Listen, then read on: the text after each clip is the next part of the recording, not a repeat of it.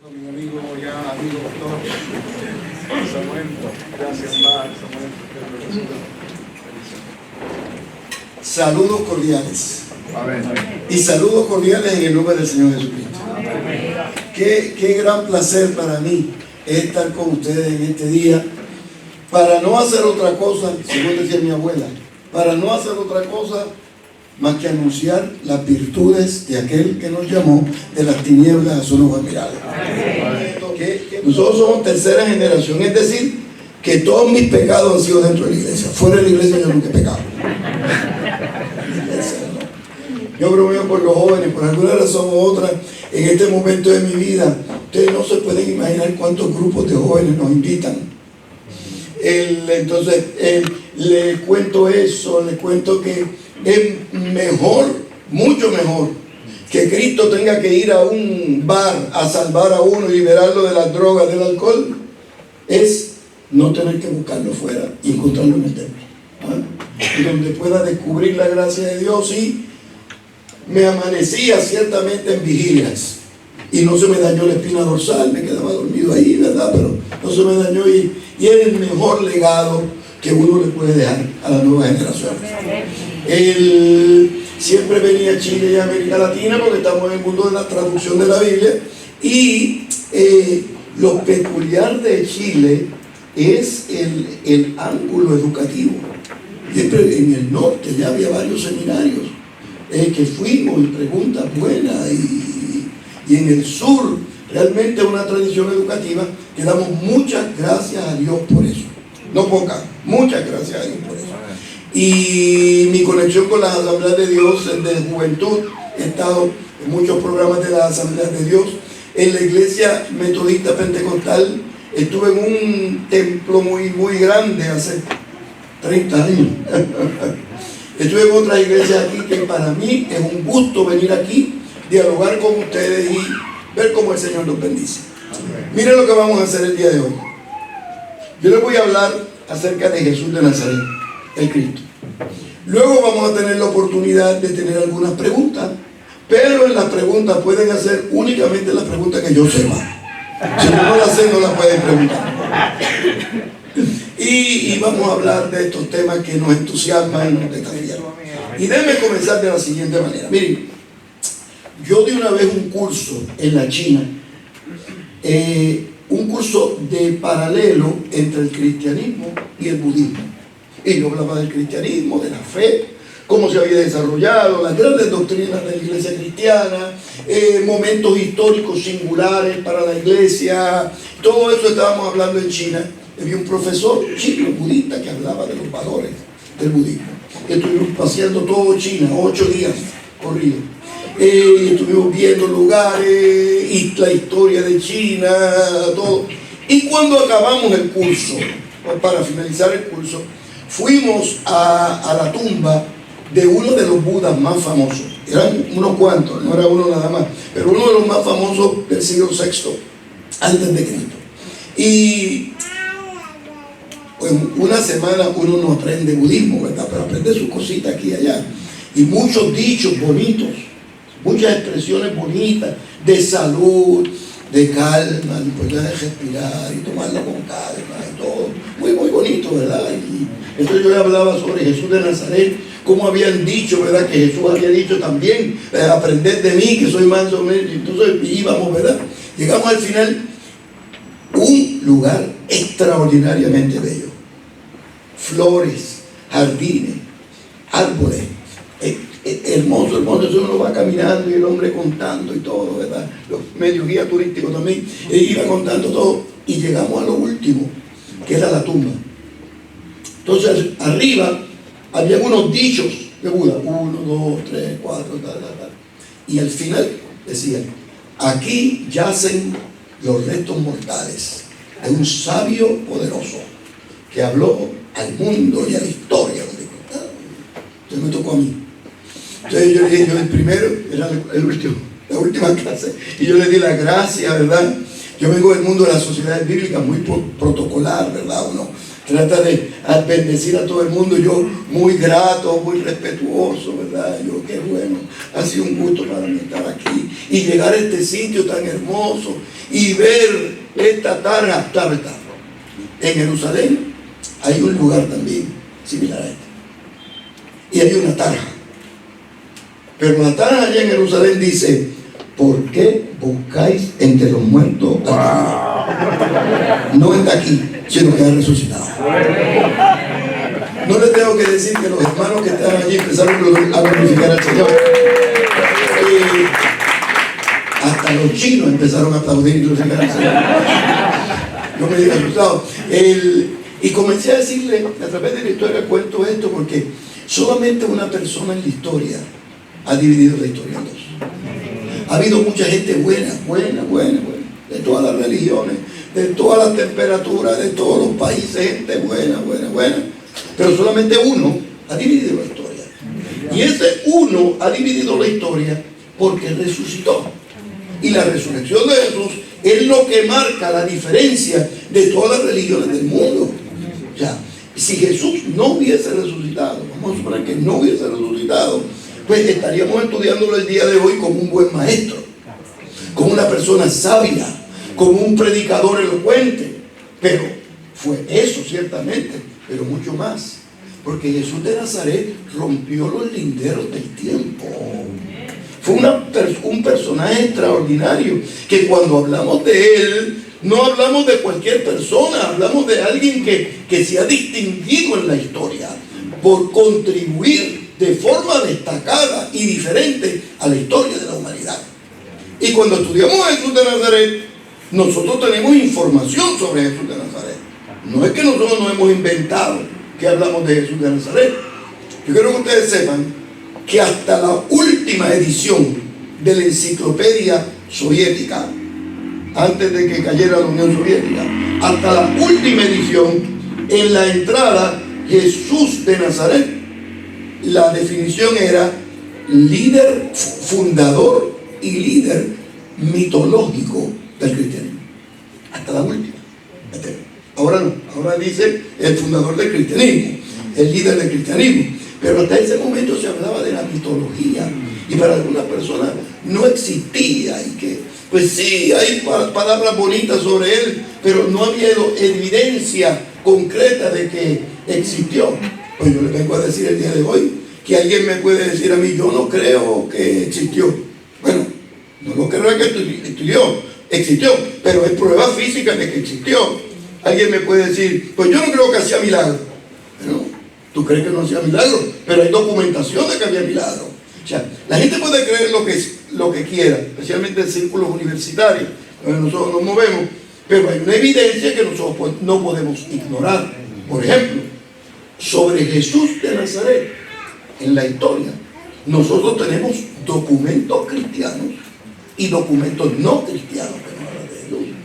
Entonces ya comenzamos a mirar bien, porque alguien puede decir: pero los documentos cristianos lo que quieren decir es que vivió, etcétera, etcétera. Pero los documentos cristianos antiguos estaban en contra, y uno no está en contra de lo que no existe. Entonces comenzamos a ver, y los documentos cristianos son varios. Pero uno, tenemos a Pablo, fue el primero de los escritores del Nuevo Testamento, tesalonicenses, posiblemente con el tiempo romano también Éfeso, porque son documentos importantísimos del apóstol Pablo. O sea, nosotros tenemos documentación de 20 siglos, 2 décadas después, los números enredados, 2 décadas después de Jesús de Nazaret, 20 años después. Cristo muere por los 30, temprano en los 30, y ya en los 50 había documentación, personas que lo vieron, que testifican que lo vieron, el apóstol Pablo. Luego tenemos los evangelios que nos hablan de Jesús de Nazaret, pero no solamente los evangelios, nosotros tenemos literatura cristiana deuterocanónica que nos habla de Jesús de Nazaret, evangelios, especialmente el evangelio de Tomás, que hay que decirlo que tenga, porque tiene los dichos de Jesús guardados de generación en generación. O sea, ese es un documento fundamental sobre la historia y la historicidad de Jesús de Nazaret. Pero no solamente eso, nosotros tenemos documentos hebreos que hablan de Jesús de Nazaret. Y lo curioso de la línea hebrea es que el Talmud babilónico, que se escribe posteriormente, pero que guarda las memorias del primer siglo, dice que sí, había un Jesús, pero ese Jesús hacía magia cuando le traían los enfermos. Espérate, entonces, acepta este documento que cuando le traían los enfermos algo pasaba y no lo podían explicar como un milagro. Recuerden que estamos hablando de alguien que está en contra, y decía, no, es que hacía magia. Y dice, pero no solamente hacía magia, sino que con su verbo engañaba al pueblo para que siguiera doctrinas erróneas. Es decir, que era buen predicador. Interesante esto. Si no llega a ser buen predicador, no sigue. Pero nosotros tenemos documentos extra cristianos, ya no que se escribe el pastor de la primera iglesia metodista pentecostal, Asamblea de Dios de Chile. No, personas en contra de Jesús de Nazaret que hablaban acerca de lo que así decía. No solamente tenemos documentos judíos, tenemos documentos griegos. Tácito habló sobre Jesús de Nazaret. Tenemos Plinio, habló de Jesús de Nazaret. Documentos griegos que hablaban, uno menciona Crestos. Había un Crestos que estaba haciendo acciones y le llevaban los enfermos continuamente. Es decir, que cuando nosotros hablamos de Jesús de Nazaret, estamos hablando de un personaje histórico. Hay una documentación latina que habla de que fue crucificado, apareció en el colgado, fue crucificado en la época de Poncio Pilato. Óigame, tanta casualidad, no puede ser, es fortuita. Se afirma, consigo un poquito de agua, si me hace falta. Se afirma que Jesús de Nazaret, un personaje histórico que nosotros tenemos evidencia de su vida. Ahora, vamos a la universidad todos, vamos.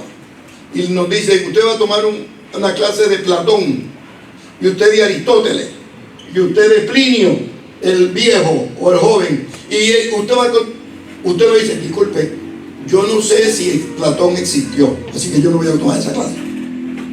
No. Yo quiero que ustedes sepan, yo tomé la clase de Platón y aprende de Platón. Yo quiero que ustedes sepan que hay más evidencia de la historicidad de Jesús de Nazaret que de Platón, de Aristóteles y el resto de los filósofos griegos. O sea que ya estamos comenzando este diálogo con ustedes con los pies bien puestos en el piso. Jesús de Nazaret fue un personaje histórico, y cuando estudiamos a Jesús de Nazaret como un personaje histórico, lo primero que descubrimos es que nosotros tenemos no un evangelio, tenemos 4 evangelios que nos hablan de Jesús. Algunos de mis estudiantes me dicen, yo no sé por qué hay 4 evangelios, con uno más largo quizás, un más largo hubiésemos tenido. No, porque ahora yo voy a describir este micrófono. Separo. Yo puedo ver este micrófono solamente de este ángulo. Ellos que están ahí lo pueden ver de este ángulo. Si yo quiero saber cómo es este micrófono por él, les tengo que preguntar a ellos. Ustedes lo ven por este lado. Si yo quiero saber cómo es el micrófono por el otro lado, tengo que preguntarle a ellos. De la única manera que nosotros podemos tener una perspectiva más amplia de Jesús de Nazaret es que tenemos 4 evangelios. Y cada uno de los evangelios tiene su peculiaridad. Todos tienen algo importante que decir. Por ejemplo, Mateo presenta a Jesús de Nazaret como un segundo Moisés. Recuerden el capítulo 6, oíste que fue dicho a los antiguos. Eso es una referencia implícita a Moisés. Yo no me explico cómo los rabinos de esa época, ahí mismito, no lo sorprendieron y lo mataron. Porque eso sí, para ellos era un problema serio, compararse con Moisés. Es decir, que Jesús de Nazaret se presenta, de acuerdo a Mateo, como el gran legislador, como el que presenta a un Cristo que venía a sustituir y a superar la ley de Moisés. Por eso es que expresan y afirman que Jesús dice, Moisés dio 10. No tenemos en el texto bíblico, pero sí sabemos de la comunidad antigua que los rabinos de Jerusalén habían hecho 612 o 613 mandamientos. Es decir, Moisés usó Dios 10, los rabinos 600 y pico, y Jesús solamente 2, porque lo unió en amar a Dios sobre todas las cosas. Mateo presenta a un nuevo Moisés, y los que estudian aquí el Nuevo Testamento y Mateo descubren que Jesús en Mateo se revela de monte en monte, del monte de la bienaventuranza al monte de la transfiguración, al monte de los milagros, al monte de los olivos, 5 montes. Entonces cuando uno comienza a mirar esos detalles, caramba, esto no es una casualidad, estaba orientado de esa manera. Mateo presenta a Jesús como un segundo Moisés. Marcos, por su parte, presenta un Jesús maestro. En Marcos las parábolas juegan un papel protagónico. En Marcos es que aparece todo este sistema educativo de Jesús de Nazaret. Y uno sigue leyendo y se encuentra con Lucas. Y en Lucas uno tiene al Señor de los milagros y el Señor de las sanidades. ¿Por qué? Porque a Lucas le gustaba la salud, era un médico, estaba interesado en eso. Y entonces tenemos en el Evangelio según San Juan algo diferente, porque el Evangelio según San Juan no comienza con Juan el Bautista como Lucas, ni comienza con Belén y la revelación como Mateo y Marcos, sino que presenta en el día 1, en el principio, ¿recuerdan? Era el verbo era con Dios y el verbo era Dios. Cada evangelista presenta su historia de Jesús de Nazaret y la presenta de una perspectiva donde destaca un componente singular de Jesús de Nazaret. El objetivo mío en este día de diálogo con ustedes es darle ideas para que prediquen, explicar detallitos, 2 detallitos complicados que quiero que sepan, pero darle temas para que enseñen y prediquen, ángulos nuevos. Y el primer ejemplo es que los 4 evangelistas, el mismo Jesús, el mismo predicador, el mismo milagro, el mismo mensaje, cada uno le pone su huella digital, porque cada uno le escribe a comunidades diferentes. Ella prepara un sermón para su comunidad y él prepara otro, el mismo texto bíblico para su comunidad. Y hay diferencias en ángulos, el mismo texto bíblico, el mismo mensaje en general, pero las necesidades de cada grupo eran diferentes. Y yo lo que quiero es que ustedes tomen esta palabra y la apliquen donde quieran que ustedes estén, a juventudes, adultos, academia, lo que sea. Cuando estudiamos los evangelios, descubrimos que los evangelios se pueden dividir, ya se los dividí en 4 evangelios, pero cuando uno lee todos los evangelios, uno puede dividir toda la información en 3 grandes bloques. 3 grandes bloques. Narraciones del nacimiento. Al final, narraciones de la pasión. Y en el medio, narraciones del ministerio. Eso es toda la información que tenemos de Jesús de Nazaret. Narraciones del nacimiento. ¿Quién me puede decir una narración del nacimiento? Los sabios del Oriente. Bueno, la estrella de Belén. Toda la semana, todas las navidades nosotros predicamos de la estrella y de los sabios del Oriente. ¿Qué otra narración es importante? Herodes.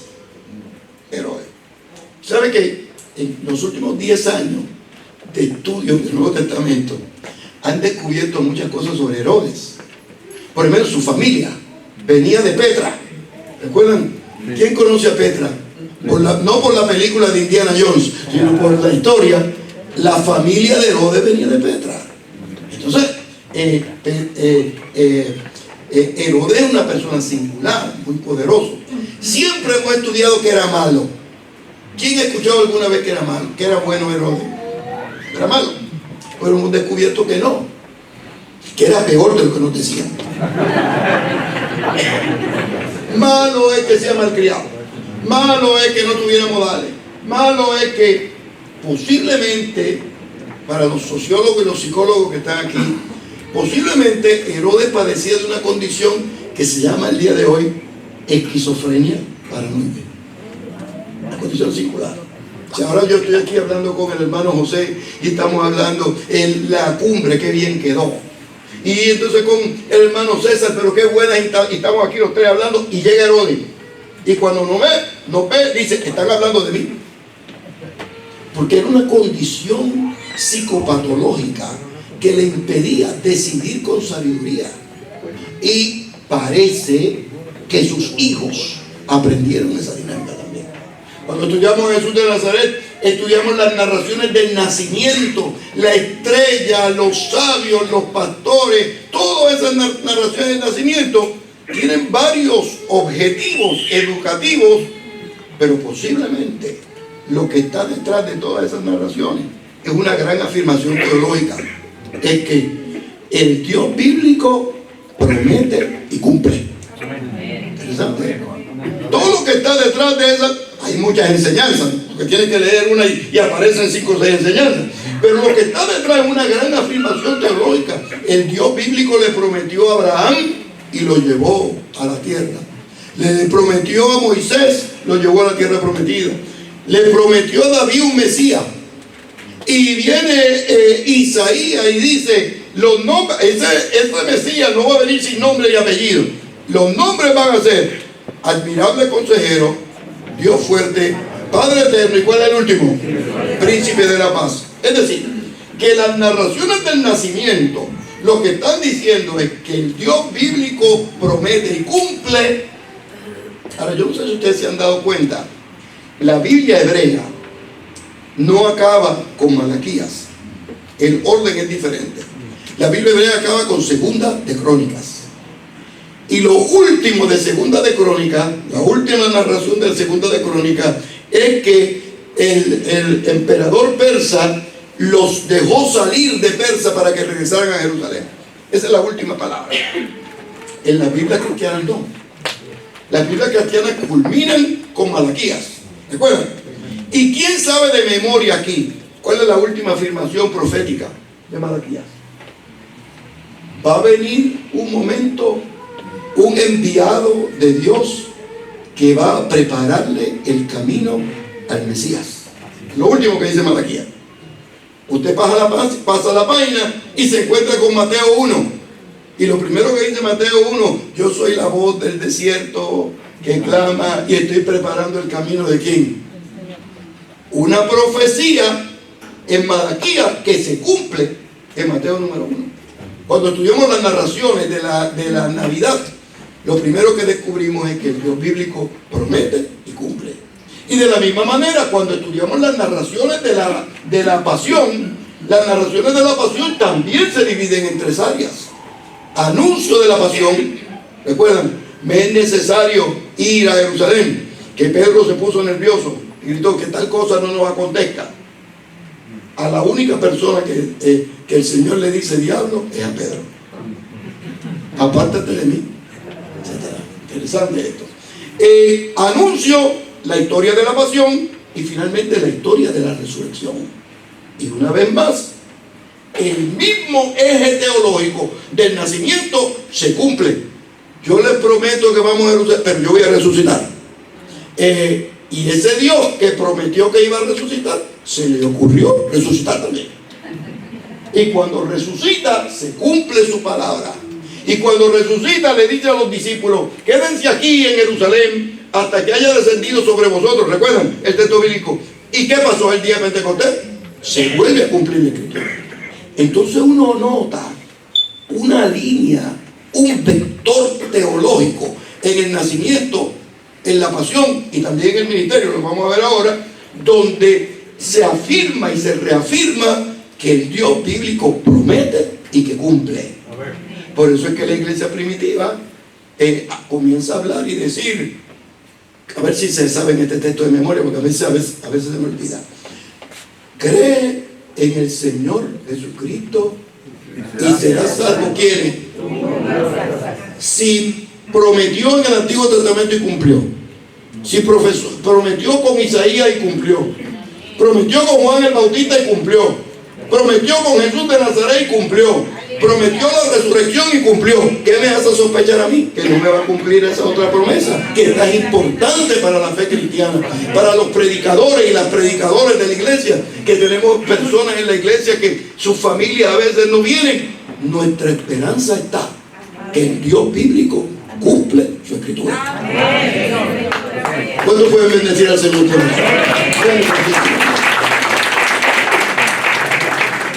En hebreo se diría, mira el que está al lado suyo, dígale, ma nishma.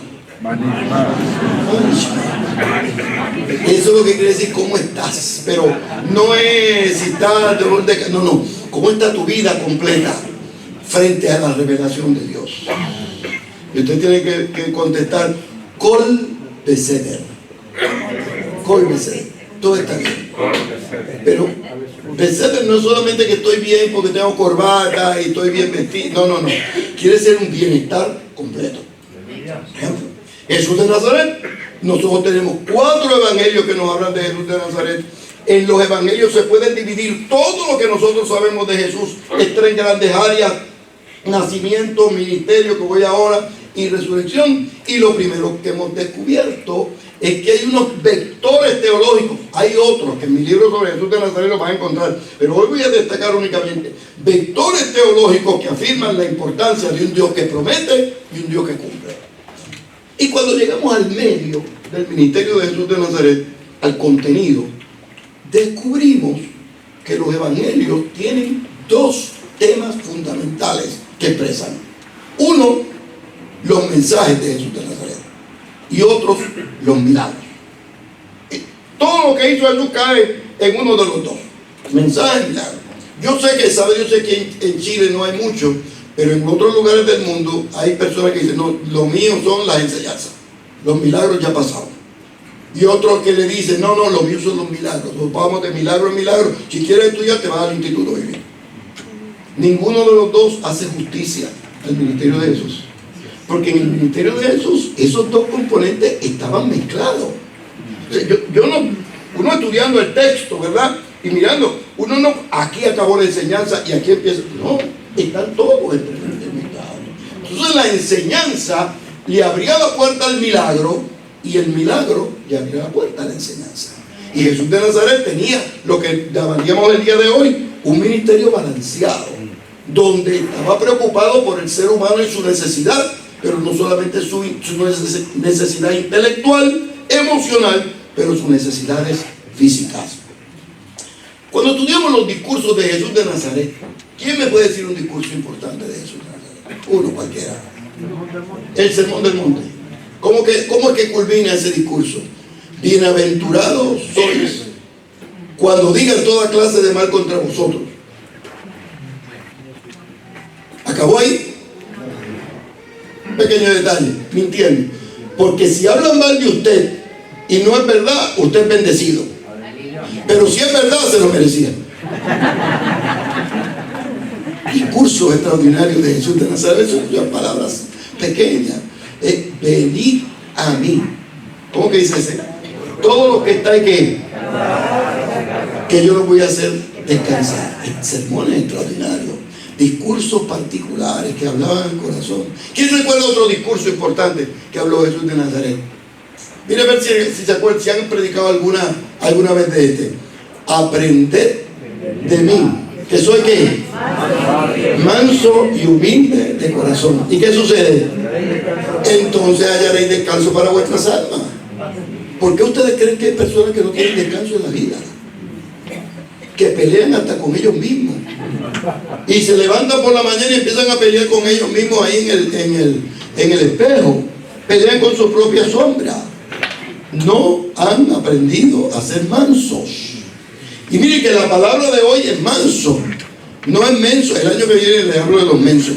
No, Dios no quiere que usted sea menso, tonto. Dios quiere que usted sea manso, es decir, la capacidad de controlar el genio, la capacidad de controlar el carácter, la capacidad de controlar el temperamento, la capacidad de controlar la lengua. Todo eso que le acabo de decir es mucho más fácil decirlo que hacerlo. Pero Jesús de Nazaret, hablando a la multitud, le dice, miren, la gente que triunfa en la vida es la que se controla, es la que tiene la capacidad de controlar lo que dice, de forma tal que su palabra sea de bendición. Todos estos días estaba hablando, ahora vengo de Colombia y de Centroamérica, diciéndole, especialmente al grupo de ministros, que no los conozcan a ustedes, estudiantes, aquí en las asambleas de Dios y en la iglesia metodista pentecostal, la iglesia cristiana de aquí de México, por ser estudiantes más tensos del seminario. Que no lo conozcan por ser el pastor más peleador, por ser la pastora más peleadora. Que lo conozcan porque usted ama, porque usted perdona, porque usted es sobrio, sabio, prudente, adecuado en la vida. Que usted no sabe si hay un chisme nuevo en la comunidad, hay que contárselo a la hermana tal, porque ese tiene efecto multiplicador. Mire qué bonito, hasta bonito lo ponemos. Mensajes de Jesús de Nazaret. ¿Qué otro mensaje le llama la atención a usted? Que haya predicado sobre ese mensaje de Jesús. ¿Recuerdan este? Yo soy el camino extraordinario y la vida. Imagínense que ahora nosotros, yo soy pastor también, nos llegan las visitas. Entonces el domingo por la mañana el pastor, ¿quién está de visita el día de hoy? Y yo me llamo Juan Pérez. ¿De dónde viene? De Curicó. Lo dije bien, ¿verdad? Así que vengo de Curicó y se trae la palabra. Y usted, hermano, mi visita, yo vengo de Antofagasta. Y gloria a Dios, me llamo Miguel. Y de momento se para uno y dice, yo soy el camino, la verdad y la vida. ¿Cómo? Repítame. No, que yo soy la resurrección y la vida, y el que cree en mí, aunque esté muerto, vivirá. Ahí mismo cae muerto de un infarto cardíaco el pastor.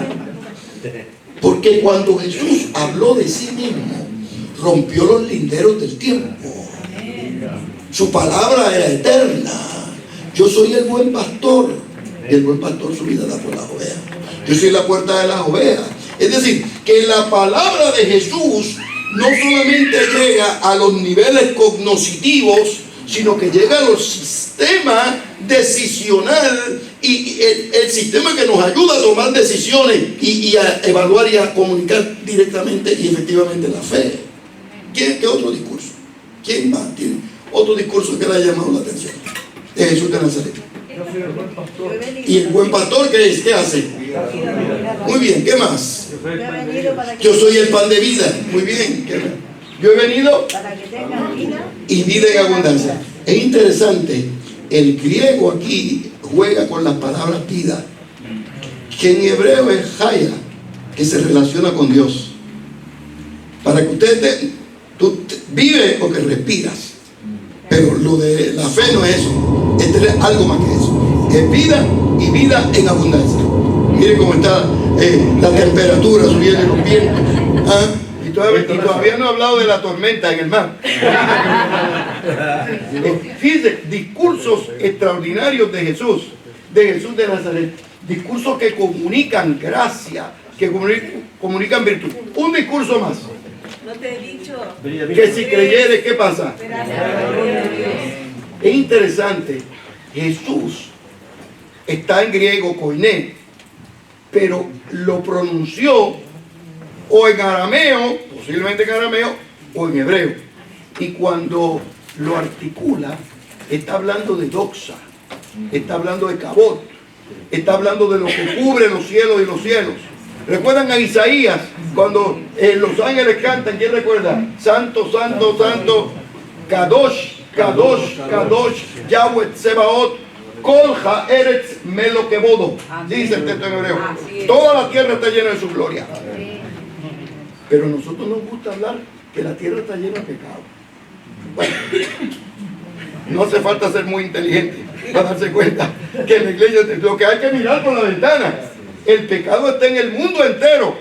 Pero lo interesante es que de lo único que la Biblia dice que la tierra está llena es de la gloria de Dios. Así es. Y la gloria es como una nube, es como un humo. Y la gloria tiene la peculiaridad que se mete debajo de las puertas. O sea que usted no se puede encerrar en su cuarto para que nadie lo vea, porque por ahí llega la gloria de Dios. ¿Sí? Usted no puede cejar su carro y hacer lo que sea en el carro, porque la gloria de Dios se mete en el carro como usted esté haciendo lo que esté haciendo.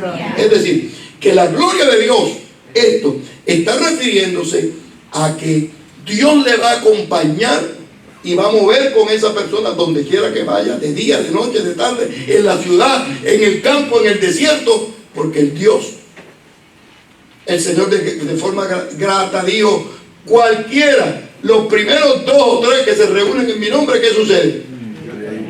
El primero que está ahí es el Señor. Discursos extraordinarios. Pero el Señor no solamente hablaba con discursos, hay un segundo elemento que el Señor utilizaba para hablar su mensaje importante, y es la oración. Ahora miren, nosotros hemos preparado un curso en Jerusalén únicamente para estudiar las oraciones de Jesús. Me sé cuán importantes son. Y vamos desde Getsemaní al lugar donde oraba, cuando oró en el Monte de los Olivos, mirando los ojos al cielo. Porque uno no ora por trivialidades. Señor, ayúdame que la camisa coordine con el lavado. Yo dije eso los 2 días en Nueva York. Y una viejita me dice, yo siempre oro para que los zapatos me combinen con la cartera. Pero está bien. Esa es la excepción, la excepción. Pero uno ora por cosas importantes. La paz mundial, la paz en el hogar, la crisis en Chile, los problemas económicos en el sur, cosas importantes, cosas importantes. Entonces, cuando estudiamos las oraciones de Jesús de Nazaret, descubrimos una serie de temas que para Jesús fueron importantes. Interesante esto, ¿eh? Por ejemplo, Padre nuestro, ya empezamos ahí bien, porque Dios trata a Dios como un padre íntimo. En el Antiguo Testamento no son pocas las veces que los profetas le decían un caso, pero no son muchas las veces que lo llaman como Dios, porque Dios es el Señor de los cielos y la tierra. Los cielos de los cielos no pueden contener su gloria.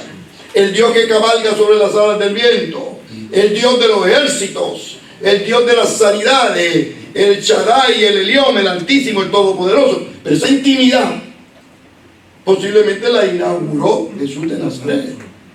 Padre nuestro que estás en los cielos, afirma la importancia de la santidad. Santificado sea tu nombre, como en el cielo, en la tierra. Y de momento dice, venga tu reino. Porque el reino es importante para Jesús de Nazaret. Para nosotros el reino, cuando hablamos del reino, miramos la geografía. Va desde la cordillera hasta el mar.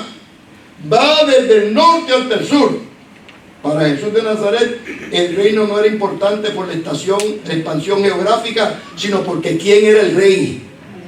Y para el evangelio, lo importante es uno que le dicen Rey de Reyes y Señor de Señores.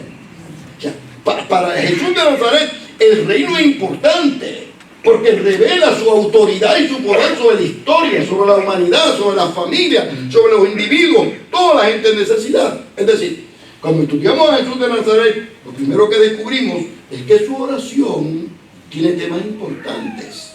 Y de pronto añade, cuando ya habíamos explicado el reino y creíamos que todo estaba resuelto, añade y dice, y perdona nuestras deudas. Amén. ¿Cómo dijo? Es que a veces se me olvida. ¿Cómo que dijo? Lo que es interesante es que el perdón está íntimamente relacionado, el perdón de Dios está íntimamente relacionado con nuestro perdón. Para Jesús de Nazaret, el perdón no era un memo que uno escribía a quien pueda interesar. Si ofendí a alguien, por favor, discúlpame. No, está hablando de corazón a corazón.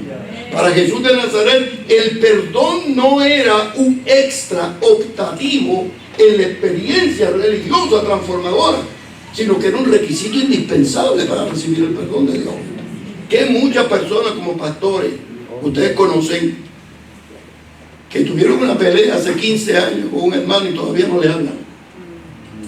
Y este hermano vive feliz y usted vive amargado porque no lo perdonó.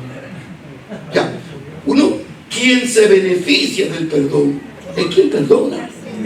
Entonces de pronto, en el 1950, ayer por la mañana, históricamente hablando, los psicólogos nos dicen que las personas que nos perdonan mantienen el resentimiento por dentro, que se convierte en una fuente de hostilidad en toda su vida. Y el perdón entonces de Jesús de Nazaret no solamente ahora es teológico, no solamente es una afirmación de fe, sino se ha convertido en una razón de ser para nuestra vida cristiana. Oraciones. Nos enseña el Señor a través del discurso, nos enseña a través de las oraciones. Vamos a ver si saben esta oración de Jesús de Nazaret. Cuando la situación se puso difícil Y la cruz ya no era un tema teológico, sino que ya la veían, ahí estaba ya preparado. El Señor, de acuerdo al texto bíblico, fue al huerto de Getsemaní. ¿De acuerdo? Su sudor era como grandes gotas de sangre. Eso es una imagen para decir que el asunto era serio, una forma de decir complicado. Y está orando, y cuando está orando, la situación era difícil, y le dice al Señor: Señor, si es posible, ¿recuerdan? Que pase de mí esta copa. Pero añade: pero que no se haga tu voluntad, sino la mía. Mi voluntad, sino la tuya. Muy bien, están despiertos. Lo que es interesante es que el texto bíblico dice que tan pronto el Señor dijo que no se haga mi voluntad sino la tuya, aparece un ángel a servirle. Interesante esto, hermano. Pocas veces le aparecen ángeles al Señor, pero ahí sí, le apareció uno. Porque cada vez que nosotros aceptamos la voluntad de Dios en momentos difíciles, el Señor envía. Ángel es un enviado. Ángel es una persona que llega en el momento oportuno. Algunos vienen volando, otros vienen en tren, otros vienen en carro, otros vienen con corbata, pero alguien envía a Dios al lado suyo para que le apoye. Interesante esto, porque una enseñanza muy importante, no solamente para nosotros sentirnos confortados cuando la situación está difícil, sino también sentirnos confortados que en el momento difícil nuestra confianza es que Dios envía a alguien que esté al lado nuestro para darnos el apoyo necesario en el instante oportuno. Jesús de Nazaret. Vamos a ver si conocen esta oración de Jesús de Nazaret. Y levantando sus ojos al cielo. Juan 17. ¿Recuerdan?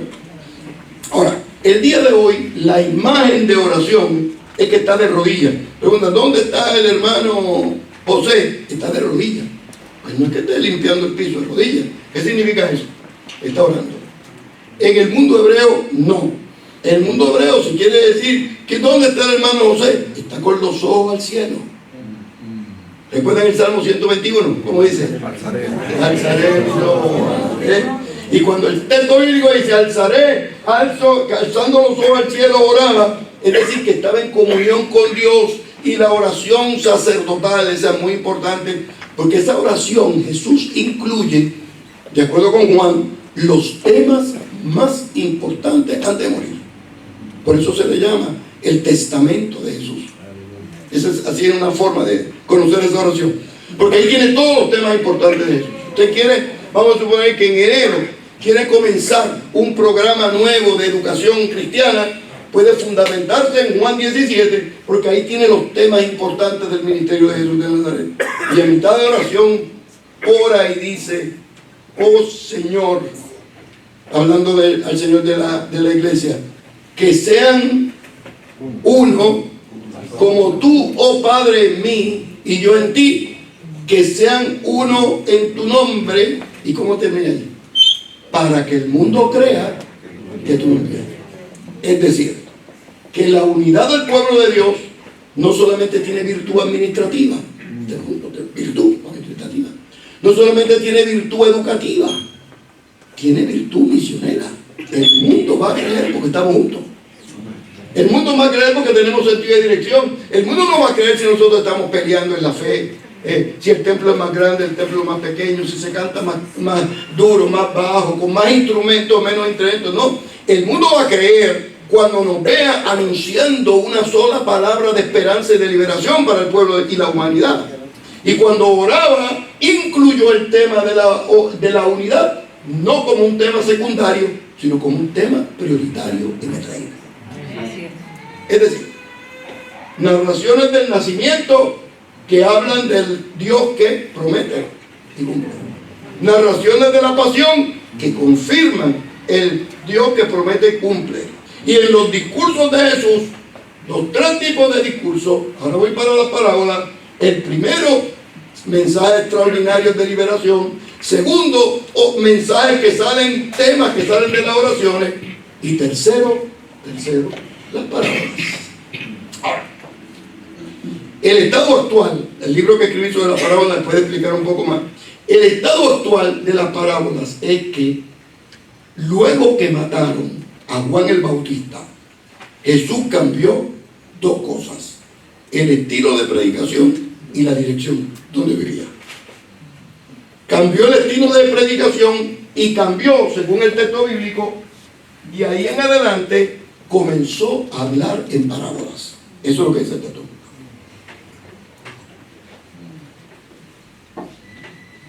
Hay algunas porciones, especialmente en Lucas, que dice que solamente, recuerden, hablaba en parábolas. Es una hipérbole, le quiere decir que era muy importante la parábola, porque entendió, hablaba en parábolas para qué. Recuerden que mataron a Juan el Bautista por el mensaje, y tenemos, yo le paso, uno, quizás dos mensajes de Jesús en el espíritu de Juan el Bautista, de juicio, del cielo.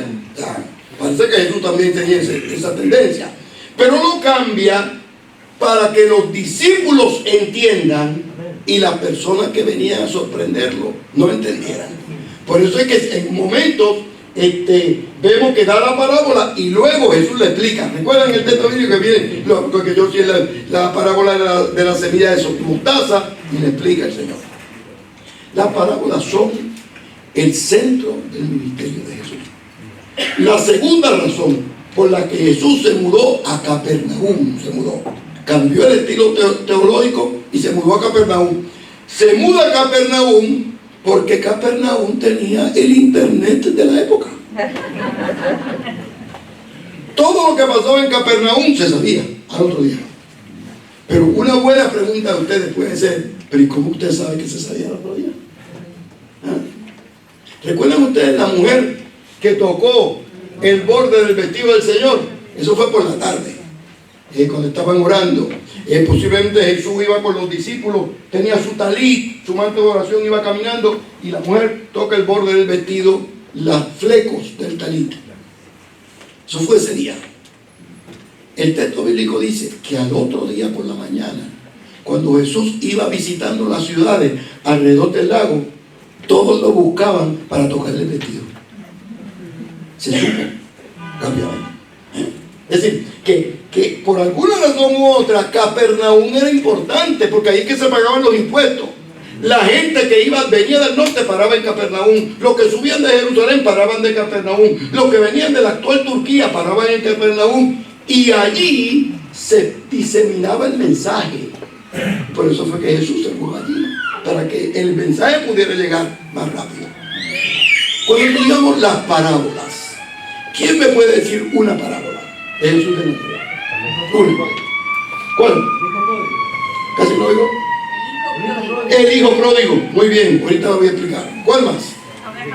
La oveja perdida. También lo voy a explicar. El rico y Lázaro. Muy bien. ¿Cuál más? Magnífico. Todo. Si ustedes son un grupo evangélico normal, ustedes deben saber 7, 8 parábolas. Eso es bueno. Si saben 10, hay que darle un doctorado. Así que hay estudiosos que piensan que son 52 parábolas, porque es que hay dichos pequeños parabólicos que lo estudian de manera independiente. En mi libro de las parábolas yo incluí solamente 36, porque varios dichos parabólicos en uno. Pero las parábolas encierran el mensaje de Jesús de Nazaret.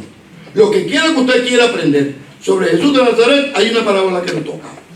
Y las más famosas son, ¿quién recuerda? El reino de los cielos es semejante a, ¿recuerdan? Porque en las parábolas el reino es un tema fundamental. Y ya les dije que en las oraciones, ¿qué pasa? El reino, venga tu reino, es un tema fundamental. Y anteriormente le había dicho que en el discurso completo, el reino es un tema fundamental. Para Jesús de Nazaret el reino es importante. Y en las parábolas se refleja el reino. Vamos a ver cómo están ustedes aquí. El capítulo 15 de Lucas. Ese capítulo se conoce como las parábolas de los perdidos. Primero, se pierde una oveja. ¿Recuerdan? ¿Y el pastor qué hace? Deja a las 99 botar. No, los pastores trabajaban en grupo. Pero el que iba a buscar la perdida era el pastor principal. No tenía un asistente especializado en buscar perdidos. No, él iba personalmente y buscaba. Luego de la oveja que se pierde, ¿qué se pierde? ¿Quién sabe? Una moneda. Y la hermana que pobre perdió la moneda, movió todo. Es interesante que los pastores en la sociedad antigua, en la escala socioeconómica, estaban abajo.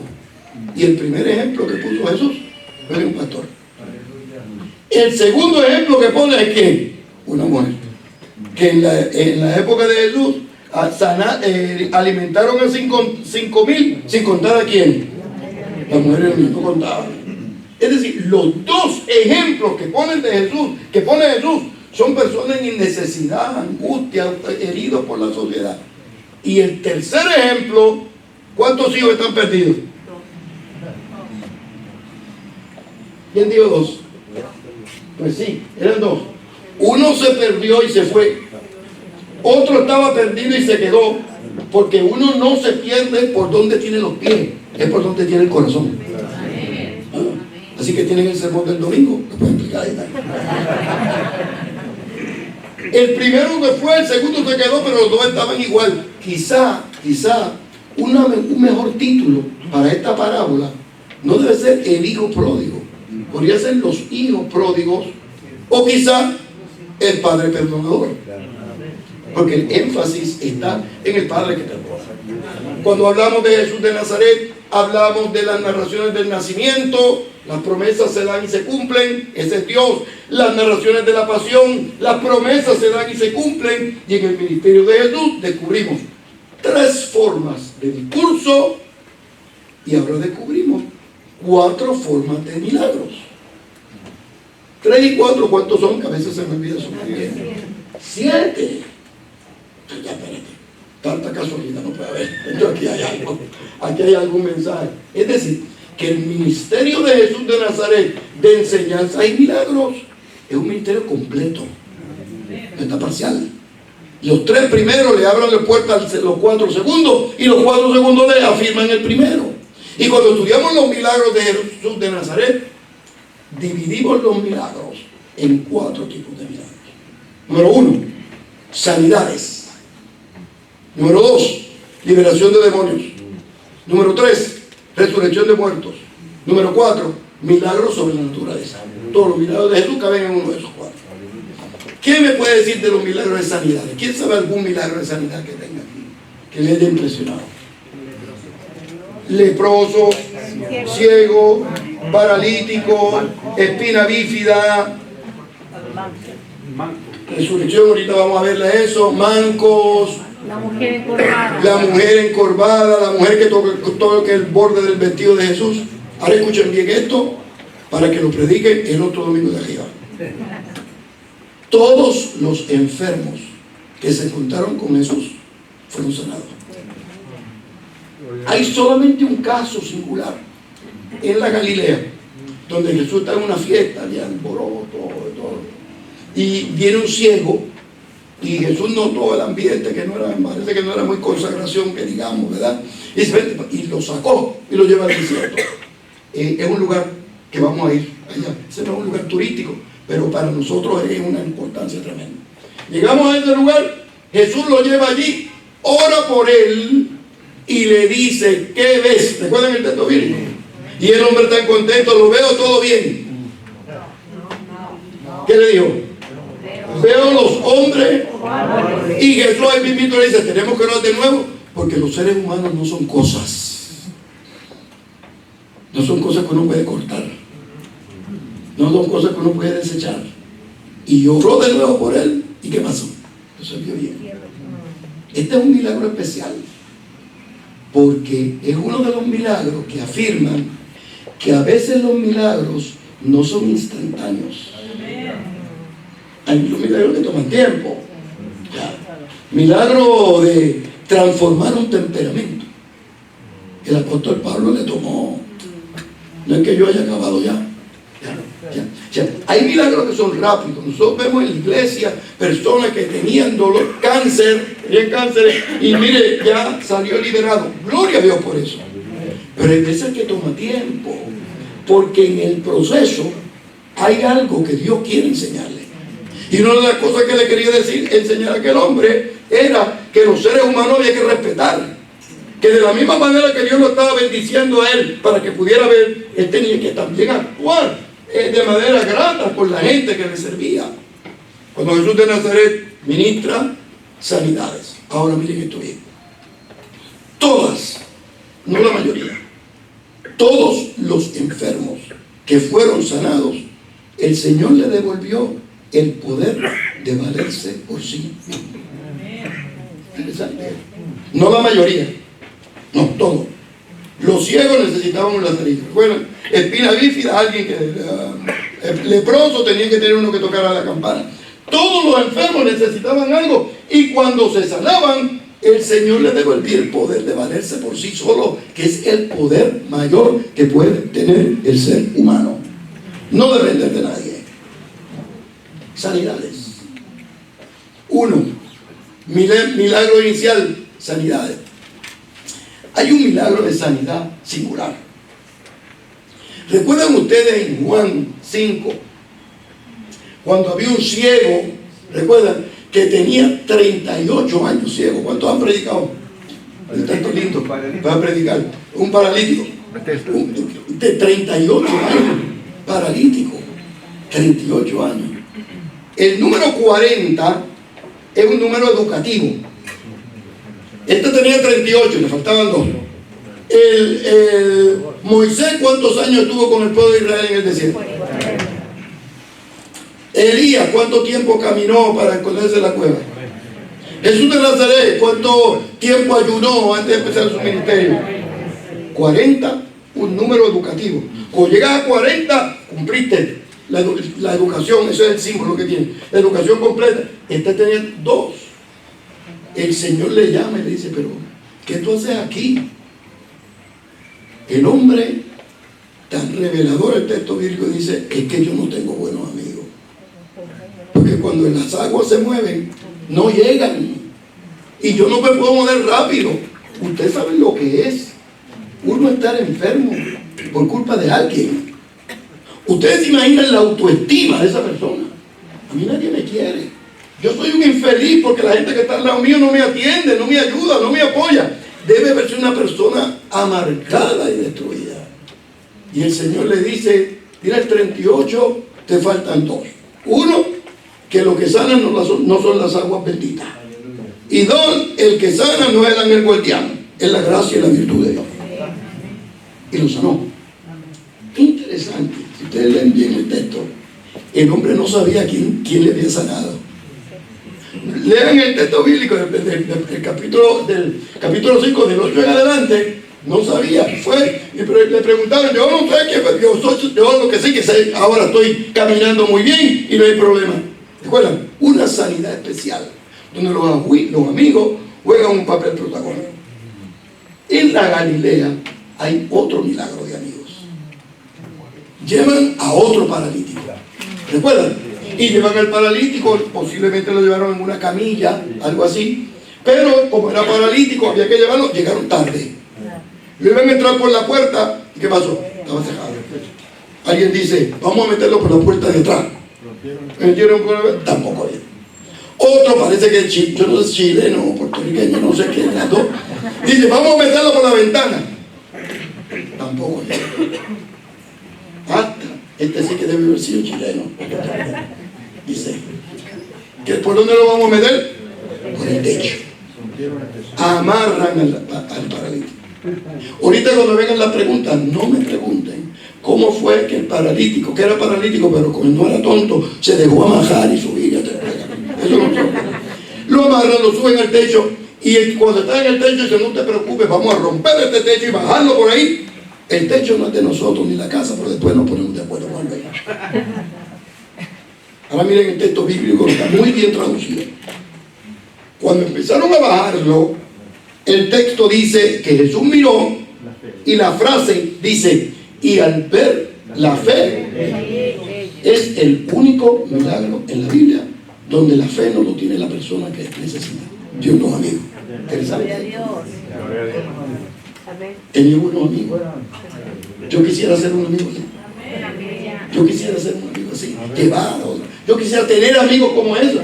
Porque hay amigos que de la única manera que podemos llevar al reino es amajándolos y llevándolos a la presencia del Señor.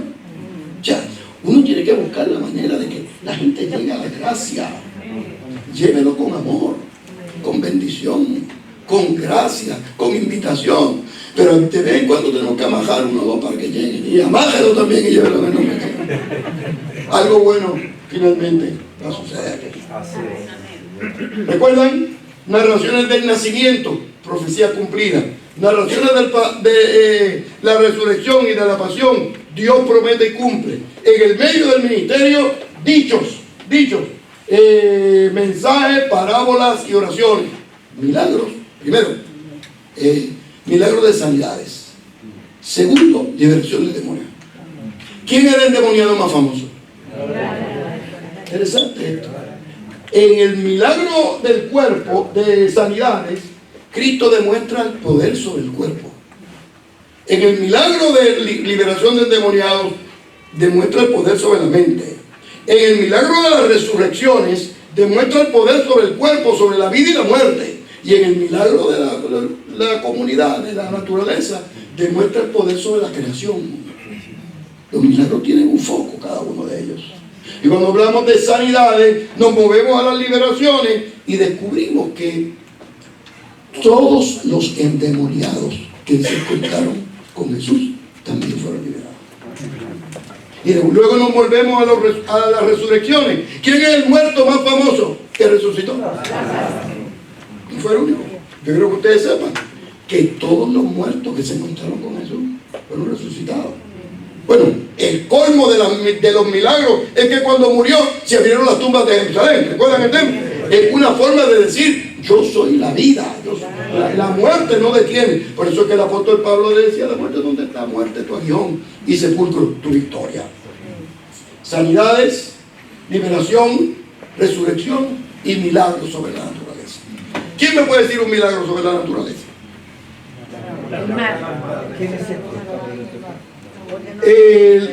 Calmar la tormenta. Muy bien, ¿cuál más? El agua en vino. No van a creer esto. No van a creer. A veces vienen los peregrinos a Jerusalén y yo los recibo allá con mucho cariño, muchos protocolos, les damos la vez. Y una vez se me ocurrió preguntarle: hermano, hemos venido aquí con fe. ¿Qué milagro el Señor quiere? ¿Qué usted quiere que el Señor le haga aquí en la Tierra Santa? Y todos estaban consagrados. Yo quisiera que me convirtiera el agua en vino. Por más que traté de arreglar. Ahí dice: tuve que esperar al otro culto para poder arreglar todo. En efecto, milagros extraordinarios. Otro milagro: caminar sobre las aguas. Ahora lo voy a explicar. ¿Qué otro milagro? Cambiar los panes y pescados en una comida para toda la gente. La pesca milagrosa, ¿recuerdan? La maldición de la higuera. Otro milagro sobre la naturaleza. ¿Qué más? ¿Quién recuerda otro? Y así tenemos otro milagro. Bien. Un día Jesús se mudó a Capernaum. ¿Recuerdan? Yo estoy acabando. Se mudó a Capernaum porque en Capernaum era que iba a llevar efecto su ministerio después que mataron a Juan el Bautista. La relación entre los rabinos y los estudiantes es diferente a la relación de hoy de los profesores de seminario y los estudiantes. Cuando nosotros nos vemos y nos abrazamos y aquí no ha pasado nada y nos damos la mano, nos preguntamos por los suegras y las hijas y todo una. Hay distancia entre el rabino y los estudiantes en la antigüedad y el día de hoy. Yo vengo de una escuela rabínica y había que, eso es de las primeras cosas que aprendemos cuando llegamos al mundo del rabinato. Todo ya en su distancia. Un día Jesús está trabajando en Capernaum feliz y contento y llegan los discípulos, miran así y le dicen al Señor: Señor, avanza que nos vamos. Jesús mira y dice: caramba, yo todavía no he acabado. Si ustedes se tienen que ir, váyanse. Ustedes saben que hicieron los discípulos. No van a creer. Se fueron y lo dejaron. Eso es impensable. Esto Eso es inimaginable ni allá ni el día de hoy tampoco. Cuando salen, bueno, el rabino primero entra al cuarto. Los estudiantes pasan todos de pie, saludan al rabino y después se sientan. Y al salir, el primero que sale es el rabino. O sea, un protocolo, pero bien. Y esos discípulos le dieron y el Señor les dijo que fueran, se fueron. Y dieron las 5 de la tarde, ya era hora de irse. ¿Y qué dice el Señor? Ya me tengo que ir. El único problema es que no tenía un jet ski. No tenía una tabla de selfie. No tenía un crucero. Salvavidas no tenía. ¿Qué era lo único que tenía? Los pies. ¿Y qué hizo? Se fue caminando. Pero la parte buena es cuando llega y los discípulos bien. ¿Cuántos te recuerdan cómo que cuando los discípulos bien comienzan a gritar los discípulos, gloria a Dios, el Señor está con nosotros? ¿Cómo es posible que estuvieran creyendo en fantasmas luego de 3 años de estar predicando el Señor? Interesante esto, ¿no? Luego de 3 años de escuchando el mensaje del reino, del Dios eterno, de las sanidades y las liberaciones, todavía creían en fantasmas. Ojo, un paréntesis pastoral aquí, calladito, César, calladito aquí. No se lo digan a nadie. Bien, recientemente en Nueva York, ustedes saben que en la iglesia nuestra nosotros la organizamos bien. Hay gente que visita, otro dirige células, otro dirige con otros músicos y los organizamos. Y la iglesia, yo supongo que aquí en Chile también, hay personas que cotejan quién faltó en el culto el domingo por la mañana para que el lunes llamar por teléfono, hermano, está bien, ¿qué le pasó? Podemos orar por usted. Eso hicieron en Nueva York. Y faltó un hermano y al otro día lo llamaron. Hermano, llamaba Juan.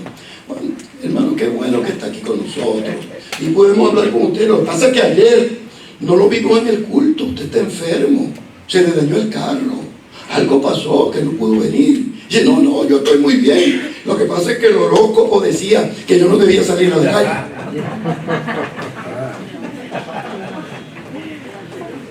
Y tenía como 20 años en la iglesia. Hay cosas que la gente guarda que nosotros tenemos que pastorear y afirmar. Y tenemos que ayudar a las personas a salir. Los discípulos, ya en la parte final del ministerio de Jesús, todavía creían en fantasmas. El Señor le dice, no, soy yo, ¿recuerdan? ¿Y qué dice Pedro? No me digan la nacionalidad de Pedro. ¿De qué dice Pedro? Si eres tú, que yo vaya. ¿Y qué le dijo el Señor? Yo soy yo. Así que, venga. Si al final, ya yo le dije al hermano César que vamos a dar un examen final aquí hoy. Y una de las preguntas es, ¿cuántas personas han caminado sobre las aguas en la historia? ¿Cuántos de ustedes me dicen? 2. Pedro caminó también. Lo que pasa es que cuando vio las aguas, pero caminó. Jesús le da la mano, lo suben a la barca, y cuando están en la barca, Jesús no los reprendió, no los reprochó, sino que dice, pero ¿por qué? Pero ¿por qué dudaste? ¿Cómo dice? Hombre, poca fe. En griego, el adverbio que se traduce como poco, en griego también alude al tiempo. En castellano poco es poco micrófono, poco silla, poco bocina, poco, es numérico. En griego es de tiempo. Es decir, que cuando el Señor le dice a Pedro, pero ¿por qué dudaste, hombre de poca fe? Era diciéndole, ¿por qué se te acabó la fe tan rápido? Tú ibas bien, pero la fe se te fue pronto. Porque la gente que triunfa en la vida no son los que empiezan rápido, son los que perseveran hasta el fin. Recuerdan el libro de Apocalipsis, fundamentado en esa enseñanza de Jesús. Le dice a la iglesia, mira, tú eres buena gente, tú diezmas y tú eres, no hay iglesia en el mundo como tú. Pero una pequeña cosa, ¿qué fue lo que le dejó? ¿Qué tenía? Dejó el primer amor, se le acabó la fe. Y por tal razón, al final, en el libro de Apocalipsis, el vidente dice, solamente los que perseveran hasta el fin, esos serán salvos. Porque de acuerdo al apóstol, el que duda, es lo peor que se dice en la Biblia. sobre persona alguna. No con los que no tienen fe, no son con los pecadores, sino los que dudan, son semejantes a la onda del mar.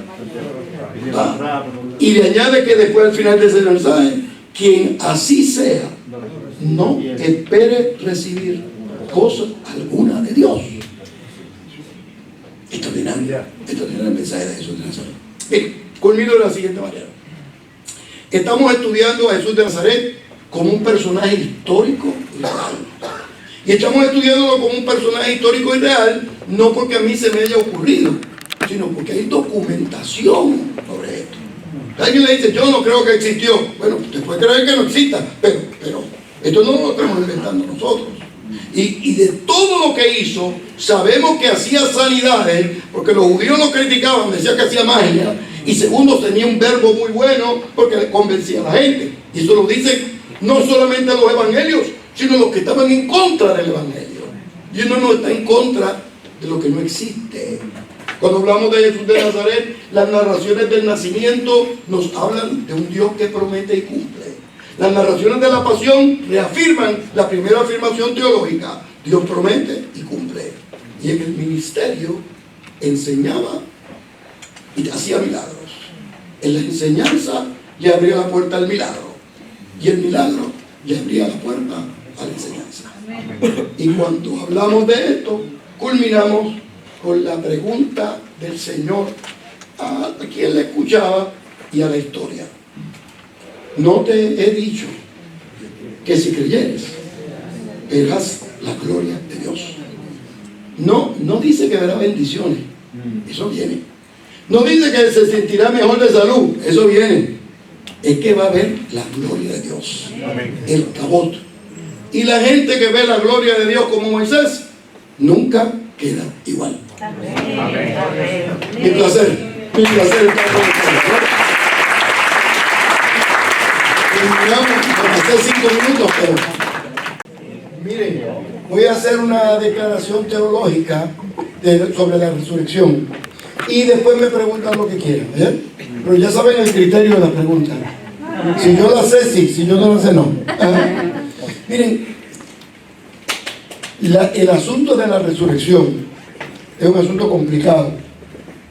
Imagínense usted es pastor de la iglesia aquí, Asamblea de Dios Metodista Pentecostal en Santiago de Chile, y muere un diácono en la iglesia y cerca al pastor, y uno se lamenta y lo entierran.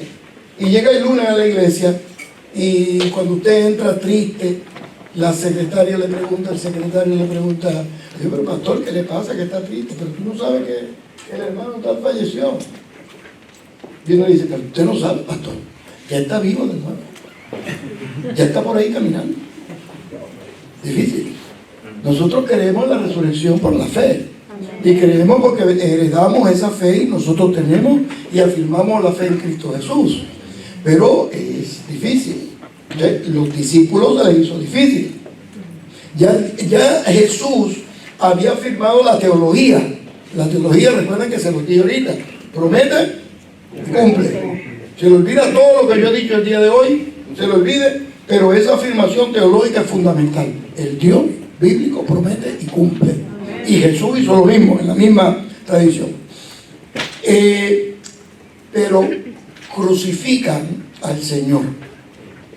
Los últimos 10 años, 12 años de estudio sobre cristología han descubierto detalles de la crucifixión que antes no teníamos. Lo único que sabíamos nosotros generalmente de la crucifixión venía de Hollywood, de la película que vemos, etcétera, etcétera. Y creíamos que era malo. Es peor.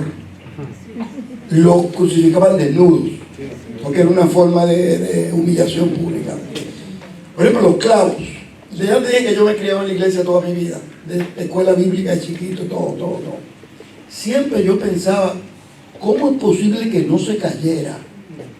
Si le ponían los clavos aquí, esto se rompe y se cae. Yo decía: caramba, apareció el primer hueso de un crucificado. Y aparece con el clavo de una mano. Lo que aparece es que el clavo no era en la mano, sino que era en la muñeca. Y ahora ¿Por qué ustedes saben que no se caía? Porque después que le ponían el clavo, le daban una vuelta. Ustedes se imaginan el dolor que eso conlleva. Uno de los lugares donde vamos, cuando vamos a Tierra Santa, es que vamos a ver una planta de espinas que posiblemente fue el que se usó para la corona de espinas. Cada espina era 4 pulgadas, yo no sé cuánto es eso en centímetros, ¿verdad? Una cosa así. Y la espina, en las películas, las espinas van para afuera, para que se vea. Así no es la antigüedad. Las espinas iban para adentro. Entonces, ponían la corona de espinas, la amarraban y luego alaban para quedar. Dicen los médicos, no sé si aquí hay un médico, que cuando las puntas empiezan a tocar el cráneo, empieza con un dolor de cabeza, latido. A los 2 o 3 minutos el dolor es intenso, descriptivo. Muchas personas mueren solamente de la columna de espina. Bueno, porque el cuerpo trata de responder, entonces hay un infarto cardíaco. Jesús debe haber muerto de asfixia, porque los romanos, tan buenos, las cruces se le inventaron los persas y utilizaron la cruz. Pero los romanos le pusieron un asientito a la cruz para que se sentara. ¿Qué tal? Y uno dice, pero qué buena es, qué buenos son, ¿para qué? Es para que durara más tiempo. A veces duraban 2 y 3 días sin morir. Entonces, para que cuando ya se tenían que ir los soldados, le rompían las piernas para que cayeran y ahí se soltaba. Entonces los pulmones se llenan de sangre y de agua y ahí que mueren asfixiados. Eso murió rápido.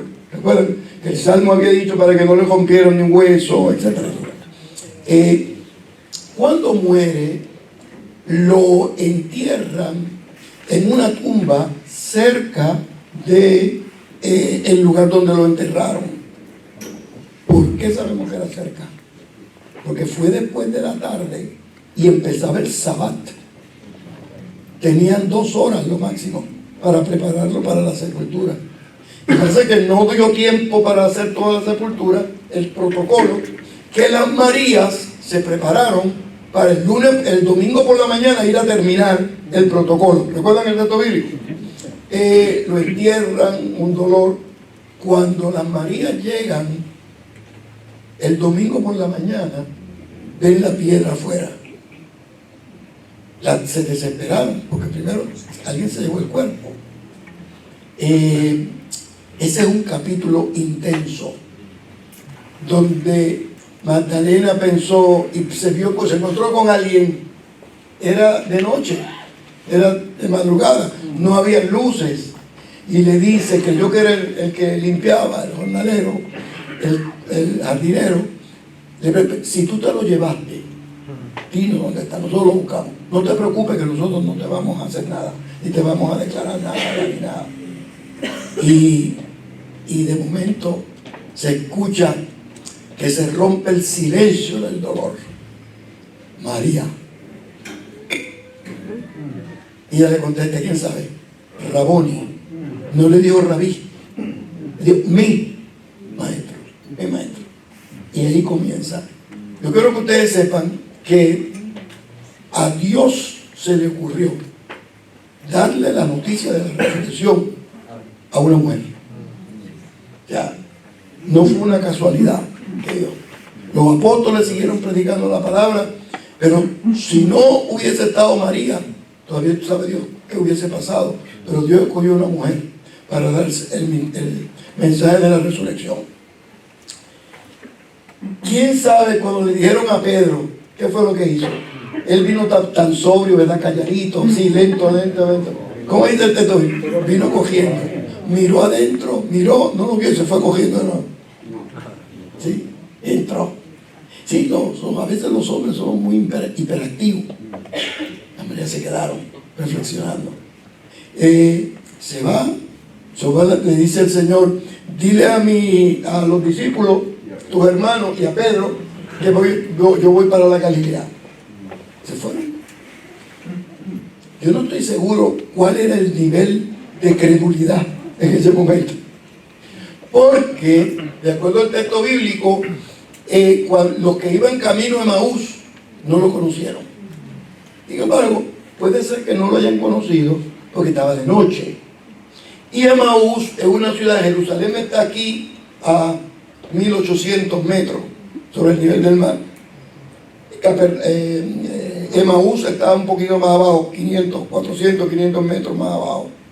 Va entre las montañas, va un grupo caminando y se mete otro en el grupo, otro caminante, se mete. Era muy común en la antigüedad. El día de hoy usted va caminando por una oscuridad y se presenta a alguien a caminar con usted, al si no le da un infarto cardíaco, lo saca para que no esté. Y uno no sabe de lo que trae. Está con ellos, no lo conocieron. Y él le dice, pero ¿por qué ustedes están tristes? Era la pregunta adecuada de Jesús. Ya yo resucité, pero ¿por qué están tristes? Y los discípulos que ya habían escuchado de la resurrección, dice, ¿tú no escuchaste lo que pasó? No, ¿qué pasó? Que crucificaron al Señor. Sí, yo sé, lo mataron. En la narración de Emaús es una de las más históricas, sólidas. Y dice, pero es que tú no sabes que lo mataron y ya es el tercer día. Ya las mujeres habían dado la historia. No lo creyeron. Y entonces el Señor parte el pan y dice eucaristeo, la misma palabra que dijo en él, pero era, y cuando ellos se dieron cuenta que era el Señor regresó, ¿verdad? Luego hay otra revelación en la Galilea. Le contaron a los discípulos que ya había regresado, y había un discípulo, no quiero decir la nacionalidad, que dijo, díganme todo lo que quieran de la resurrección, pero hasta que yo no lo vea. ¿Recuerdan? No solamente si lo veo de lejos, tampoco lo creo. Tengo que verlo de cerca, ponerle el dedo aquí, la mano aquí, si no, no lo creo. Medio mal cuidadito, ¿verdad? Pesado. Con los otros colegas que le estaban dando la buena noticia. Hizo una aparición, después se le apareció, mira, Tomás, mete la mano. Se le apareció a los discípulos. Los discípulos estaban pescando. Esas son las apariciones. Estaban pescando. Y el Señor está en la orilla, prepara la comida. Cuando los ve, le dice, Shalom Ha. Paz a vosotros. Paz a vosotros. Pero que tenga paz, yo le digo a la hermana. Eso quiere decir que psicológicamente que se calme, que lo tome en hebreo no. Hebreo lo que significa es un estado de calma y de seguridad en las promesas del Señor. Amén. O sea, no es, ¿qué tal? Sí, es un deseo de bienestar profundo. El Señor les da la paz, vienen, de ahí en adelante les dice, esperen en Jerusalén, porque va a venir el Espíritu, y saben que algo de resurrección a Pentecostés son 40 días. Ya les he dicho que el 40 es un símbolo de una educación completa. Cuando estaban unánimes y juntos, llega el Espíritu de Dios. Entonces, cuando aprendieron que en el cuerpo de Cristo lo importante es estar todos en el mismo ánimo y el mismo Espíritu, llega el Espíritu Santo y llega. ¿Qué pasó después de eso? En el libro hay alguien que tiene por ahí el Espíritu del Señor. Lo que pensamos fue lo siguiente: Jesús sube, los discípulos se quedan y empiezan a predicar el Evangelio. Pero la temperatura en el Imperio Romano fue subiendo. Jesús debe haber muerto como en el año 30. Algunos dicen 33, pero por 3 años después de 2000. No hay mucho problema. Muere como en los 30. En el 35, en el 38, en el 39 sacan a Poncio Pilato. El Imperio Romano saca a Poncio Pilato porque Poncio Pilato no tenía espina dorsal. ¿Recuerdan? O sea, los romanos lo sacan por eso, no por Jesús, sino porque no tenía valor administrativo, no tenía valor, y lo demostró con Jesús de Nazaret, porque lo quería perdonar, porque la esposa parece que le gustaba el evangelio. Pero Poncio Pilato no se dejó amedrentar por los grupos que querían asesinar a Jesús.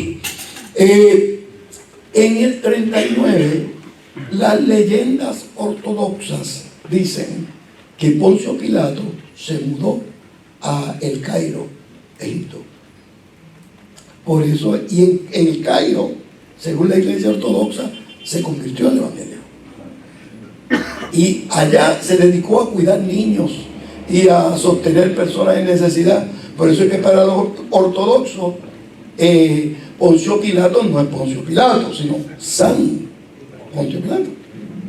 Interesante que la historicidad del evento es otro cantar, ese es otro curso.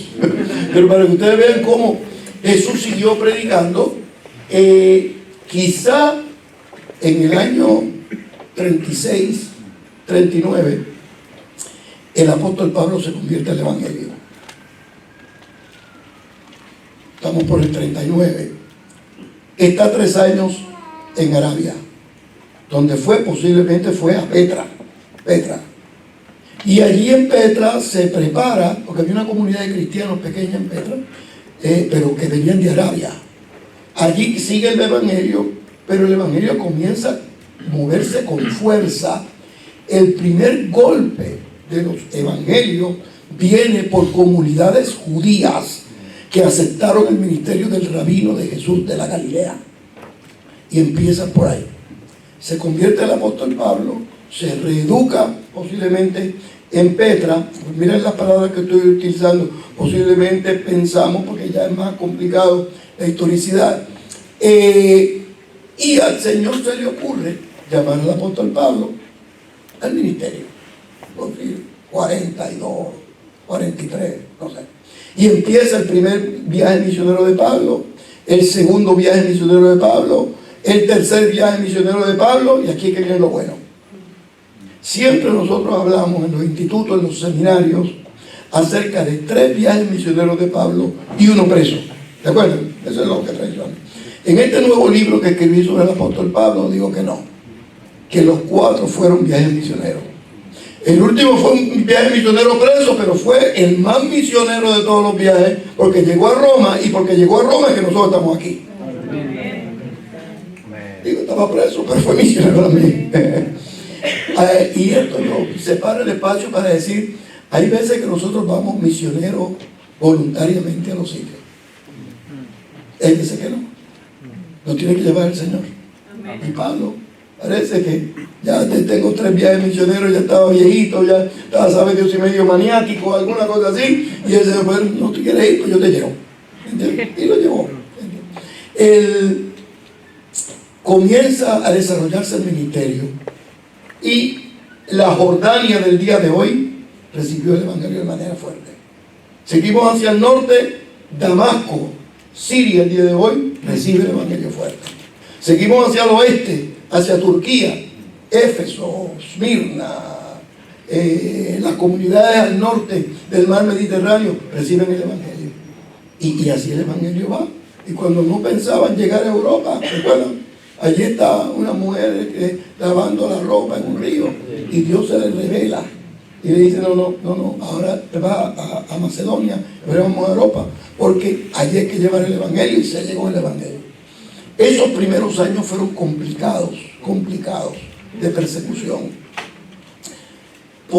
Siguió el apóstol Pablo, murió el apóstol Pablo, siguió el evangelio. Primero fueron las cartas de Pablo, luego llegan los evangelios, llega por los años 90, y el mundo romano, es muy difícil para nosotros entender esto, pero el emperador era Dios.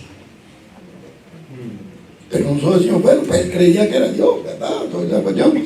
Pero el asunto es que la gente lo creía, y tenía que creerlo, porque si no, los llamaban ateos. Y ustedes saben cuál fue la primera acusación a los cristianos: de ateos. porque no creían. Pero los cristianos se metieron en la comunidad, de pronto se encontraban una persona y se saludaban. Y el romano lo saludaba y tenía que culminar y se hablaron de todo, y el sermón el domingo y todo. Y al final se daban la mano y decían, y César es el Señor. Y el otro le contestaba, sí, César es el Señor. Hasta que se encontraban con un cristiano, hablaban media hora, ¿cómo está? Y se hablaban, recuerda, César es el Señor. Y el cristiano decía, no, Jesucristo es el Señor. Entonces empezó el problema. Entonces la persecución ya no era por afirmar a Dios bíblico, ya no era por seguir a Jesús de Nazaret, que era el que había resucitado, sino porque estaban en contra del César. Eran incrédulos, eran ateos. Entonces comienza la persecución. Como en el año 92, más o menos, 92, al emperador se le ocurre usar el ejército para perseguir a los ateos. Siempre los perseguían, no es que no lo querían, pero en el 92, más o menos, se le ocurre al emperador usar el ejército y empiezan a perseguir cristianos. Y comienza el 92, 93. Parece que entre el grupo de cristianos que persiguieron estaba la iglesia donde iba Juan el vidente. Yo comento en mi libro que Juan fue privilegiado, que no lo mataron. Dios le preservó la vida para darle las visiones del Apocalipsis y dar las visiones del Apocalipsis. El libro de Apocalipsis se escribe fundamentado en Jesús de Nazaret, dando una palabra de esperanza. El Cristo de los evangelios fue como cordero, como llevado al matadero, que lo mataron. El Cristo del Apocalipsis no, es un cordero transformado en león, porque estamos hablando de un idioma bélico.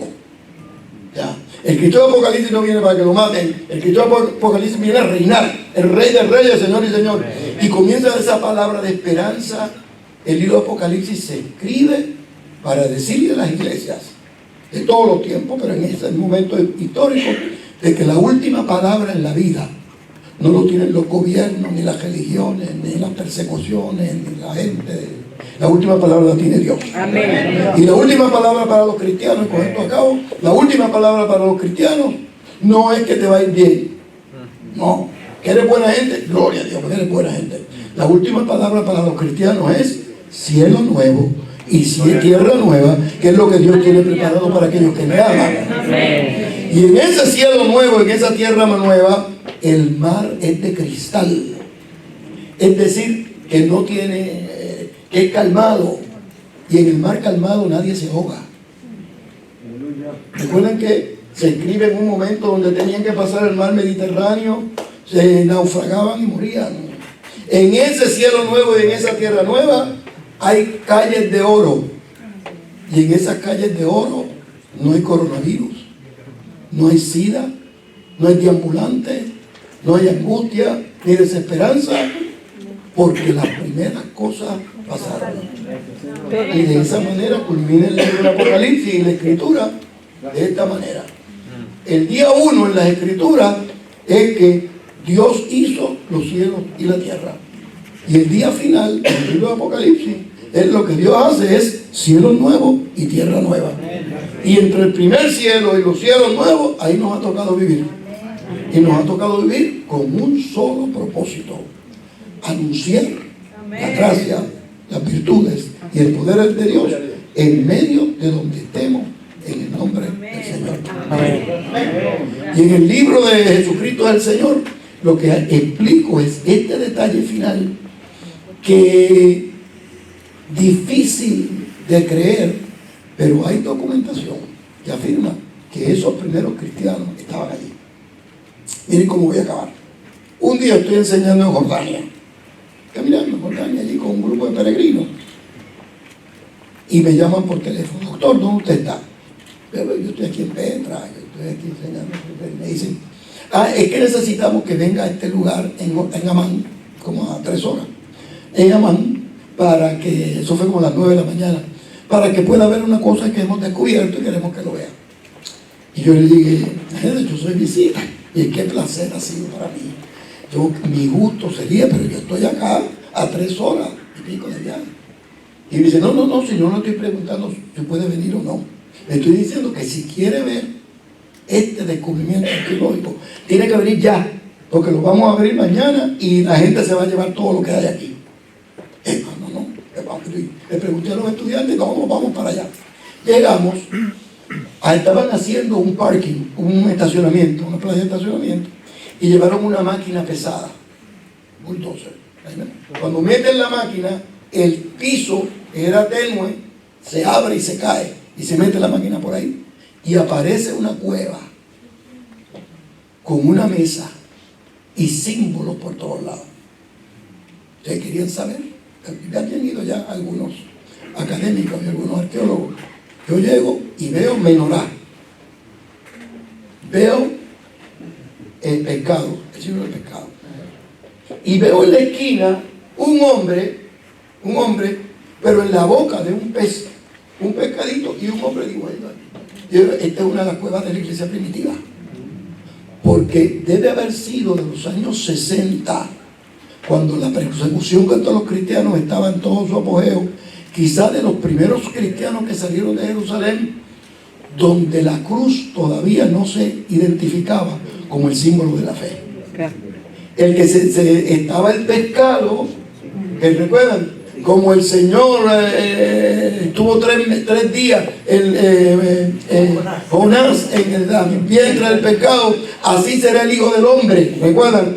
Y ese pescadito con el hombrecito era una referencia a una de las parábolas de Jesús de Nazaret, unos mensajes de Jesús de Nazaret. Había menorá, porque menorá simboliza todavía el día de hoy la luz, el poder que tiene Dios para intervenir en las oscuridades de la vida. Y en efecto era esto. Después llegaron otros arqueólogos, confirmaron, ahora se puede ir. Cuando yo voy con los estudiantes, vamos allá. Y fue una experiencia extraordinaria para mí. Descubrir que lo que hemos leído y lo que hemos oído, podemos pasar esos sitios, pisarlos y dar gracias a Dios por nuestros antepasados que sufrieron por el Evangelio y ahora se convirtieron en una grande nube de testigos que nos ven lo que nosotros hagamos para la mismísima gloria de Dios. Ahora la pregunta.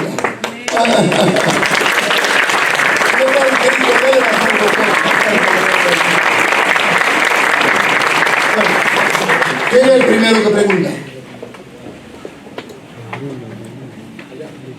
Mi hermano, por favor, con voz de arcángel y con trompeta de Dios. Hola, pastor. Saludos. Bueno, saludos a todos. Mi nombre es Raúl Alarcón.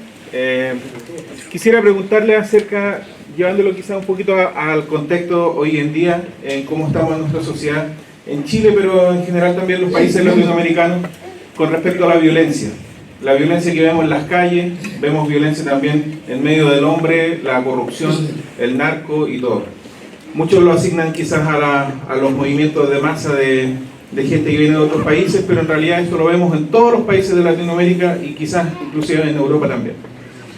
Viendo el clima de violencia que hay, ¿cómo es que podemos tomar una mirada de Jesucristo en sus épocas, que le tocó vivir también violencia? ¿Qué palabras usted nos puede aportar acerca de eso y traerlo al día de hoy? Porque la verdad es que mucha parte de la sociedad chilena, y yo creo que también latinoamericana, vive con miedo a esa violencia que vemos en las calles, a los robos, a cuántas cosas, asesinatos que van día a día. ¿Cómo es que nosotros hoy día nos paramos con esa mirada de Jesucristo? El próximo año, cuando venga, va a ser un curso completo, como de 2 semanas, de Jesús y la violencia. Mira, es uno de los desafíos que tenemos el día de hoy. Y la violencia se manifiesta de diferentes formas. La física, pero hay violencia hasta por internet, y bullying, y todo eso. Es una sociedad violenta. Y Jesús es el príncipe de la paz. Nosotros tenemos que articular un discurso que afirme el tema de la paz. Y la paz verdadera es la que se fundamenta en la justicia. O sea, cuando se firma un acuerdo de paz, firmamos un acuerdo de paz, es conveniente para él, conveniente para mí, pero no hay justicia para el pueblo. Ese día que se firme el acuerdo de paz es el primer día de la próxima guerra. Porque las paz que duran son las que hacen que la gente pueda sentirse segura.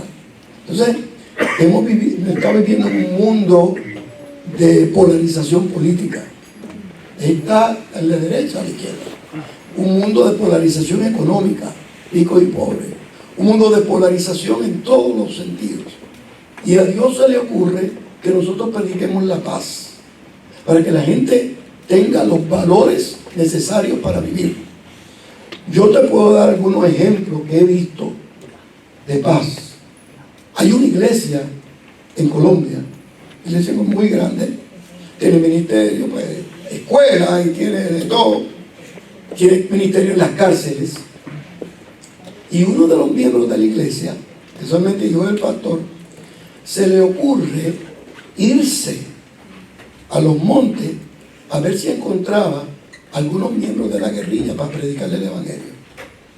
Y predicó, estuvo por los montes, yo no sé cuánto tiempo, iba y venía, y ya, siguió. Y se encontraba con alguien, pero no le preguntaba, ¿tú eres un guerrillero? ¿De qué va el sitio él? No, siguió.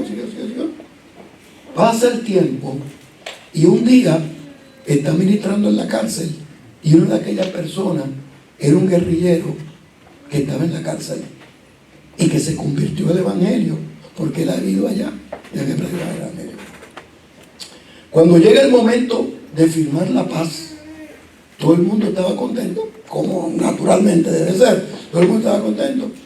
Y una de las primeras decisiones que hace ese grupo militar es decirle al pastor de esa iglesia: usted envió a gente con nosotros cuando más lo necesitábamos. Nosotros le vamos a dar la puerta para que usted venga ahora aquí y haga iglesias aquí y desarrolle aquí, porque si en lo poco fuiste fiel, en lo mucho te pondré. Citado por ellos. Debe haber escuchado del evangelio. Es decir, que hay para hacer, y nuestro mensaje es de la paz, y afirmamos la paz, que la gente dialogue, que supere los inconvenientes, pero a través de la violencia no creo que nosotros lleguemos a mucho ambiente de paz. Y a veces las personas piensan que si no demuestro quién soy yo con fuerza, no me toman en consideración. No, la paz llega en el momento adecuado. Qué buena pregunta. ¿Alguien más?